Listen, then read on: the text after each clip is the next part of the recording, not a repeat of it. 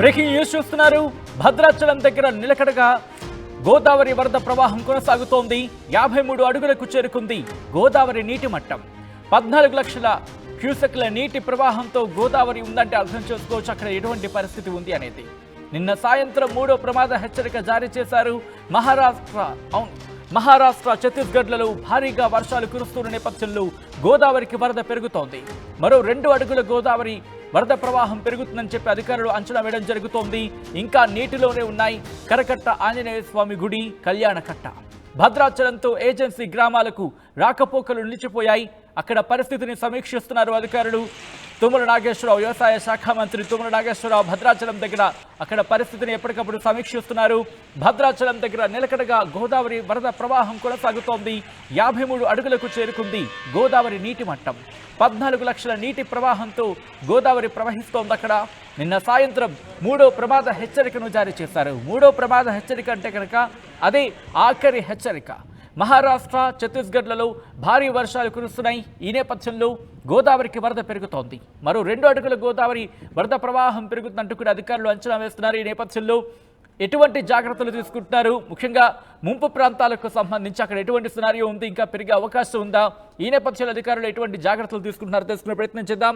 మా ప్రతినిధి ఉదయ్ అప్డేట్స్ అందించేందుకు సిద్ధంగా ఉన్నారు. ఉదయ్, ప్రస్తుతం గోదావరి ప్రవాహం 53 అడుగులకు చేరుకుంది. ఇంకా 2 అడుగులు పెరగచ్చంటూ కూడా అధికారులు అంచనా వేస్తున్న నేపథ్యంలో ప్రస్తుతం ఎటువంటి ప్రమాదం ఉంది, ఏ ప్రాంతాలకు ప్రమాదం పొంచి ఉంది, అక్కడ ఎటువంటి ఏర్పాట్లు చేస్తున్నారో అధికారులు?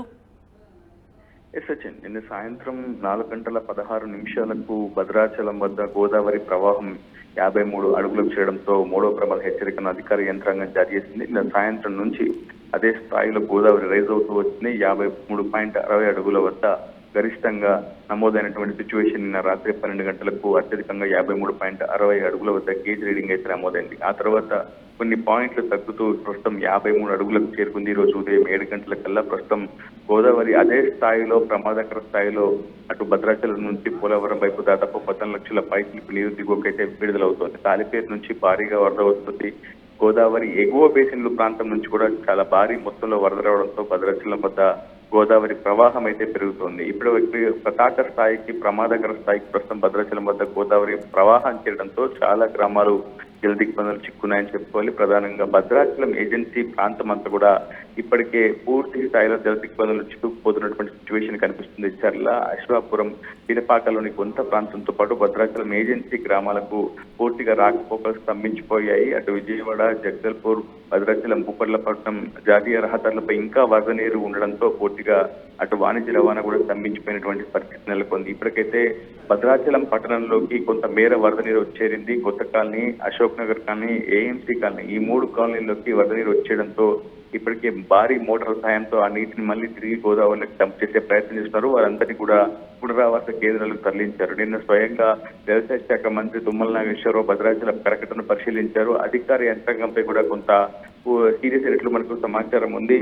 పూర్తి స్థాయిలో ఇటీవల ఇరిగేషన్ అధికారులకు వైఫల్యం కారణంగానే పెదవాగు ప్రాజెక్టు పెద్ద ఎత్తున నష్టం వాటిని పెట్టింది. కాబట్టి ఖచ్చితంగా అధికారులు అప్రమత్తంగా ఉండాలి. అనుక్షణం గోదావరి వరదలపై సమీక్షలు, సమావేశాలు చేయాలి.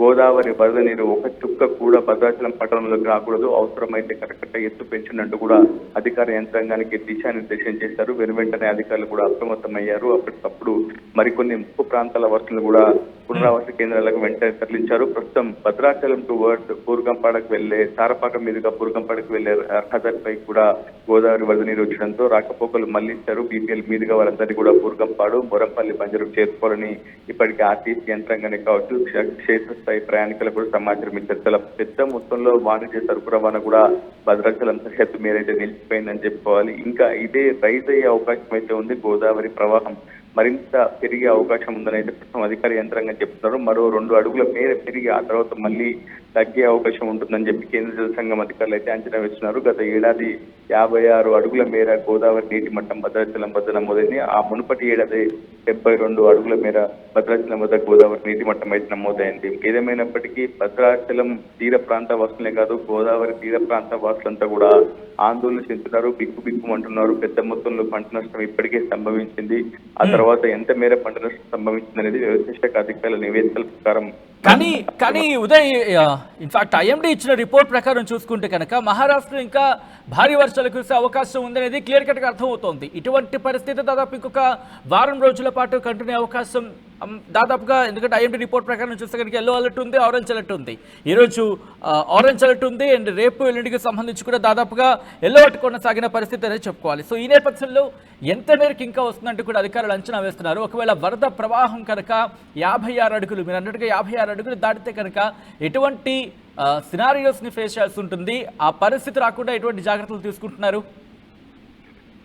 సచిన్, మనకున్నటువంటి అనుభవం ప్రకారం 2022లో 70 అడుగుల మేర గోదావరి ప్రవాహం నీటి మట్టం నమోదైనప్పుడు భద్రాచలం వద్ద సిచ్యువేషన్ చాలా భయాందోళనకరమైనటువంటి సిచ్యువేషన్ గతంలో మనం ఆల్రెడీ చూసాం. అధికార యంత్రాంగం కూడా అనుభవం ఉంది. భద్రాచలం పట్టణ వాసులే కాదు, గోదావరి తీర ప్రాంత వాసులు కూడా ఇంకా ఆ భయాందోళన నుంచి బయటికి రానివంటి సిచ్యువేషన్. ఎందుకంటే 2022లో అప్పటి ప్రభుత్వం చాలా స్పష్టంగా చెప్పింది, గోదావరి ఎగువ బేసిన్ లో క్లౌడ్ బస్ట్ కారణంగానే పెద్ద మొత్తంలో గోదావరి నీటి మట్టం క్రమక్రమంగా పెరుగుతూ వచ్చింది. అదేవిధంగా పోలవరం ప్రాజెక్టు ముంపు ప్రాంతాలు కూడా పెద్ద ఎత్తున మిలవిల్లినటువంటి సిచ్యువేషన్. ప్రస్తుతం కూడా పోలవరం ప్రాజెక్ట్ ఇంకా నిర్మాణ దశలో ఉంది. అప్పటికే బ్యాక్ వాటర్ కూడా పెద్ద మొత్తంలో ఉంది. మరోవైపు శబరి నది కూడా అకస్మాత్తుగా పోటు వేయడం ద్వారా ఎక్కువగా భద్రాచలం వద్ద గోదావరి నీటి మట్టం ప్రవాహం పెరుగుతూ వస్తుందనేది మనకి కేంద్ర జల సంఘం అధికారులు చెప్తున్నారు. ఏదేమైనా చాలా అప్రమత్తంగా ఉండాల్సినటువంటి సిచ్యువేషన్ అయితే ఉంటుంది. ఏ క్షణం భారీ వర్షాలు గోదావరి ఎగువ బేసిన్ లో కావచ్చు, ఎగువ రాష్ట్రాల్లో క్యాచ్మెంట్ ఏరియాలో కావచ్చు నమోదవుతే మాత్రం మనం ఊహించని నష్టం కూడా వాటిల్లే అవకాశం ఉంటుంది. కాబట్టి ఏమాత్రం ఏమరపాటుగా ఉండకుండా అధికార యంత్రాంగం అయితే అప్రమత్తంగా ఉంటుంది. ప్రస్తుతం జిల్లా కలెక్టర్ జితేష్ పాళ్లతో పాటు జిల్లా ఇన్ఛార్జ్ ఉన్నటువంటి 3 మంత్రులు కూడా ఎప్పటికప్పుడు గోదావరి సమీక్షలపై, వరదలపై సమీక్ష సమావేశాలు నిర్వహిస్తున్నారు. అధికార యంత్రాంగంతో అడిగి తెలుసుకుంటున్నారు. ప్రస్తుతం 53 అడుగుల వద్ద ప్రస్తుతం భద్రాచలం వద్ద గోదావరి నీటి మట్టం నమోదవుతుంది. 56 నుంచి 58 అడుగులు చేసి మాత్రం దాదాపు కొన్ని వందల గ్రామాలు మాత్రం నీట మునిగే అవకాశం ఉంది. జల దిగ్బంధంలో చిక్కునే అవకాశం అయితే స్పష్టంగా కనిపిస్తుంది. రైట్ ఉదయ్, మొత్తం అయితే మాత్రం భద్రాచలం దగ్గర గోదావరి వరద ప్రవాహం నిలకడగా ఉంది. 53 అడుగులకు చేరుకుంది గోదావరి నీటి మట్టం. 14 లక్షల నీటి ప్రవాహంతో గోదావరి అక్కడ ప్రవహిస్తోంది. నిన్న సాయంత్రం 3వ ప్రమాద హెచ్చరికను జారీ చేశారు అధికారులు.